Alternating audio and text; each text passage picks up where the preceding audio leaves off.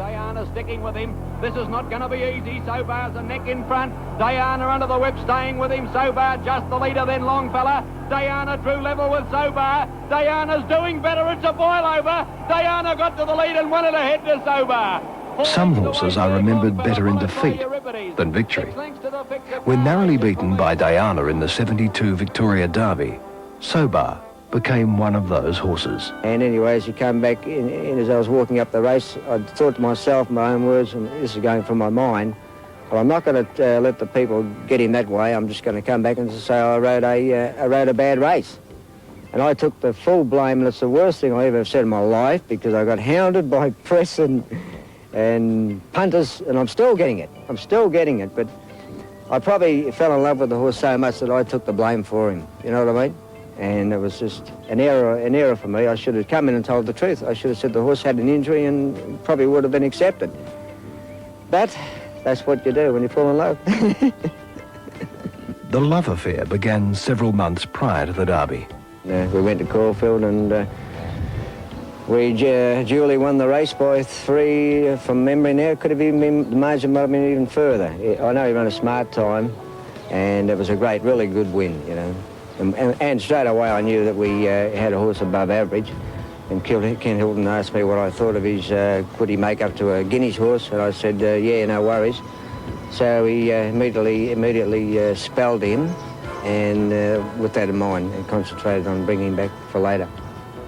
Trainer Ken Hilton had believed in Sobar's potential before the colt had raced. As an early 3-year-old, his opinion was justified. Having only his 5th start in a race, Sobar was to be tested against seasoned weight for age performers. From memory now, he was tucked away, and he should have won the race. He was tucked away in a hopeless pocket, and I never got out on him until too late. And he ran 3rd, I would say. He's got beaten 2 short half heads, but everyone, of course, knew he was an absolute certainty beaten. Sobar trying to get out. Hampton's Pride is snookered also, and then Gay Icarus and Red Hope. It's Gossiper getting to Royal Show about 50 metres out. They're going stride for stride. Royal Show's fighting back. Oh, maybe Gossiper beat Royal Show, but there's only a nostril in it. Sobar probably 3rd in front of the cat was well and truly out of the bag. Well, the Underwood Stakes is a good guy to the Caulfield Cup, and associated with that is also good horses. So, and to him to start a hot favourite in the race, but he really treated the horses without respect. He just beat them that way too. He was too good for him. Tordo led on the turn with Sobar moving up to tackle him as they swing around the turn into the straight. They've both hung 2 lengths away, Gossiper and Royal Show, but Sobar took the lead, the 3-year-old. At the 150s, tackled by Royal Show, Gossiper. Then Double Irish and Gay Icarus running on fairly, but Sobar in front. He's 1.5 lengths in front of Royal Show with 100 metres to go. He's got it well won, Sobar. He's a mile too good. Kazenlik's going to fly home and run 2nd. With an easy weight for age win to his credit, Sobar headed for the Caulfield Guineas. But the boom horse at that time was Century, Bart Cummings' horse, and Bart thought he was unbeatable, and Roy Higgins did also. But I also knew that I knew how good Sobar was, and I went to the races very confident. And I must admit, I think I was 2nd favourite in the race, but I was racing alongside Century going over the hill at the 1,000, and as we got down to the 800, I was just, Sobar just said, well, I've just got sick of this game, and I just let him stride, and he just went to the front 800 from home. He just careered away and beat Century by six lengths. That's how good he was. At the 600, Sobar White's gone. He's put Century in a pocket, and Sobar's sprinting to the lead with 600 to go. He's gone up to join Acidity, 2 lengths now to Arabian Breeze, and Century hard ridden. 2 further back, the Fixer Cardinal, and a gap further back, Grey Abbey. On the turn, 450 out, and Sobar coasted to Acidity. They're 2.5 lengths to Century, who's in trouble. Sobar took the lead when they straightened. Century's gone, might be lucky to run a drum. And Sobar at the 200 drew away from Acidity. 4 lengths away, Century, followed by the Fixer, Gold Brick and Grey Abbey. But this will challenge for the favouritism in the Caulfield Cup. Sobar, Century's running on well again now, but Sobar will win by 4 lengths to Century. 1.5 lengths third Acidity. Owner Keith Southwick remembers Sobar's great win, down to the 2nd. He ran the distance in 136.2, which equalled Vane's record, and that stayed until very recently. The pinnacle of Sobar's short but brilliant career was just a week away. He was an anxious racehorse. He wanted to get out there and just beat them, you know, as quick as he could.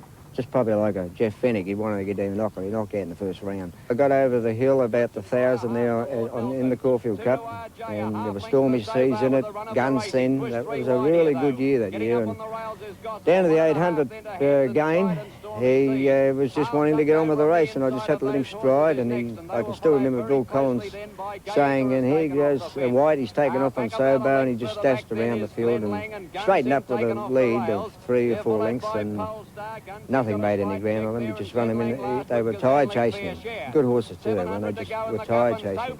He was an absolute freak horse. At the 700, it's Sobar by 2 lengths to Lord Nelson. Third, Stormy Seas, dropping out Scotch and Dry. They're followed by Hampton's Pride. Gunsin coming around them hard. Gay Icarus in trouble. And Grand Scale, but with 500 to go. Sobar looked to be coasting. 2 lengths now to Sheriff. They're followed by Grand Scale, Gunsin, Hampton's Pride, Stormy Seas. Into the straight, the 3-year-olds, 3 lengths in front, Sobar. From Sheriff, Stormy Seas the challenger now. Sheriff's gone from Gunsin. Then Grand Scale at the 200. Sobar a length and a half clear. Stormy Seas and Gunsin trying, but the 3-year-old's too good. He mightn't be a Tulloch, but he's not far short of it. And Sobar's won by 2 lengths. Sobar then looked unbeatable in the Derby.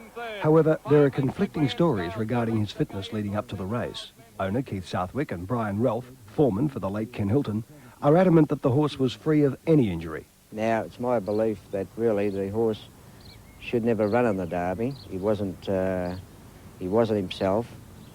And anyway, I went out to riding track work there on the Tuesday prior to the Derby, and I was told, actually, I was told just to watch turning him quickly or anything, that it might just hurt his joint.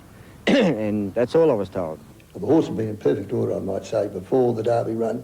Derby day, when I got on his back and the atmosphere and everything, I just knew the horse was uptight and he just wasn't himself. He was ridden in extraordinary fashion by White. He had him out very, very wide from the turn out of the straight. And he kept him that way, with the horse pulling against him up. He was up near the lead, but out very wide. Ken Hilton stressed on me that day, I was tied down to instructions not to lead. And that I couldn't win him like riding him in the same way that I won the Caulfield Cup, that I had to hold him up for a late run. So this was in my mind, and I've got a wide barrier, short run of the turn, so I did the best I could, went out of the straight, and I was running third, but never ever quite got in. I just missed getting in behind the 2 leaders because of the slow pace. Anyway, Sobar started to hang out all the way up along the Murbalong side of the track here. Horse then went to the front, and I think if he'd left him alone, Diana had a charm run, and then was under hard riding by Higgins with the whip. If he'd let him go, he would still have won. But then he did the thing which this horse, from the very beginning, wouldn't tolerate. He went for the whip. And of course, the horse was trying to savage the whip from him.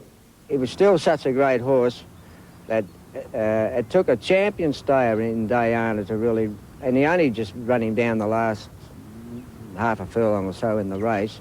Sobar a little restless, settles down now. Ready, racing this time. Arabian Breeze and Carnation for me with the first out, with the fixer going fast. Salvo, Longfellow and Gala Red there. Sobar on the outside, and they're followed by Aberfoyle on the fence. Diana pushing through, and Euripides and Monvan were last with Better Sands in front of them. Out of the straight, Arabian Breeze led. Sobar caught 4 or 5 wide. At the 1,600 metres, and the leader, Arabian Breeze, one of the fixers. Sobar's fighting hard with White. He's got out 4 or 5 wide at this stage. He'd be about 4th. Carnation for me. Gala Red inside him, and plenty of room between Sobar and those horses. On the turn, 600 out, and Arabian Breeze joined by the fixer who's under pressure. A length Carnation for me, and Sobar, who's never been on the track. The fixer took a narrow lead as they straightened now. From Arabian Breeze, Sobar pulled out to take the run now. From Carnation for me and Diana, and Longfellow trying to get through, but Sobar coasted to the lead at the 200 with Diana going with him from the fixer, Longfellow. Then Carnation for me. Sobar's hard-ridden. Diana sticking with him. This is not going to be easy. Sobar's a neck in front. Diana under the whip staying with him. Sobar just the leader, then Longfellow. Diana drew level with Sobar. Diana's doing better. It's a boil over. Diana got to the lead and won it ahead to Sobar. After the race, of course, I asked White, what was he doing? He said, he apologised to me and said he rode a bad race. Following the Derby, Sobar was rested, While being prepared by Hilton for an autumn campaign, he suffered a tendon injury. Arch McClements had rung me a number of times, and he has a reputation, or had a reputation then and still has, for treating horses with tendon problems. Anyway, I decided with Hilton's consent to give the horse to McClements in the short term. It was intended to bring it back to Hilton to see what he could do with it, and he worked on it, and of course subsequently Hilton had a second heart attack, and was decided to leave it with McClements. Of course, it wasn't long after that Hilton passed away too, which was very sad. McClements, I say, worked on the horse and corrected the tendon problem. Indeed he did. Sobar contested 3 weight-for-age races in the spring of '73. But he wasn't the Sobar of old. His new trainer, Arch McClements, rested Sobar until the autumn, when he called on the services of an old mate, Mick Malyon. I went into this race at Flemington in a pretty hot field, and I had a good feeling that he might get the money. Sobar holding Asgard at bay at the 250. 3 lengths to Longfellow, Allshot running on well now, but again the post is going to be too close today. Sobar in front holding Asgard, and then Allshot running on, but not as well as usual, and Sobar's going to win. 1.5 lengths to Asgard, 2 lengths to Allshot third. The champ was back, and doing it in style. He really won to me like as what I'd seen him and do as a 3-year-old when Harry White used to ride him.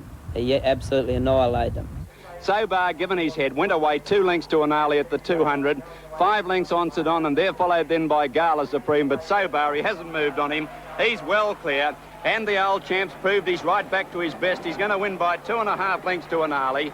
4 lengths away third, Gala Supreme. He's hard-held Sobar at the line. Feeling was that Sobar was back to his best. But not even his big heart could overcome the difficulties he and Mick Malyon experienced in the Australian Cup. And mate, when they got to that corner there, 3 furlongs out of Flemington, I thought I was in the ring with bloody Joe Louis, because he got that many buffeting and punches there that he was lucky to even finish the race. Sobar was later tried with another trainer, but continuing leg problems forced his retirement from racing. Free of injury, Sobar was an outstanding racehorse. No horse of the time could match him at his best. Legendary racecaller Bill Collins certainly had a high opinion of the champ who wouldn't lay down. But the 3-year-old's too good. He mightn't be a Tulloch, but he's not far short of it. And Sobar's won by 2 lengths.